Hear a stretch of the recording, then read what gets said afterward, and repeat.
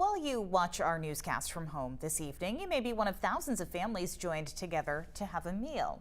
But sometimes having that meal is a lot more than the food. News Center Maine's Jack Mulmid shows us how a family in South Portland was able to make Thanksgiving dinner happen with a little community support. All right, so I think it has to go in at 325, okay. Getting Thanksgiving dinner ready. I thought it was 350, but... Preheating the oven for the turkey and all of the sides. The family is all here in South Portland. 8-year-old Keston. Yeah, you're just home with Steva this morning, huh? And 2-year-old Micaiah, along with mom Becky and dad Mark. A lot of work went into this dinner. Yeah, I'd say so. Yeah, I'd say so too. Yeah. And even more to think about when your family of 4 We're gonna name him Zion.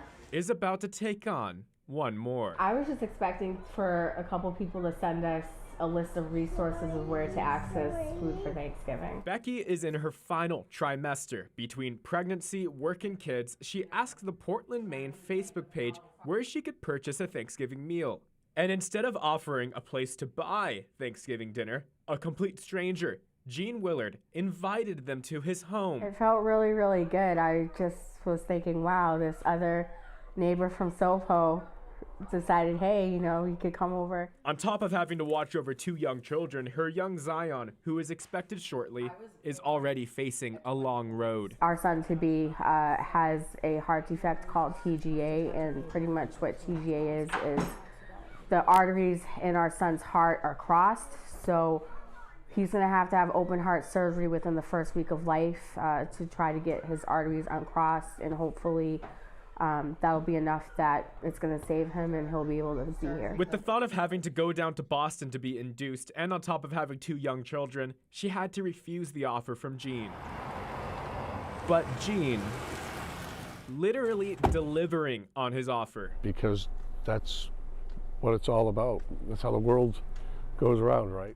The season of giving, Gene stays humble. I'm just a guy that responded to something I saw online.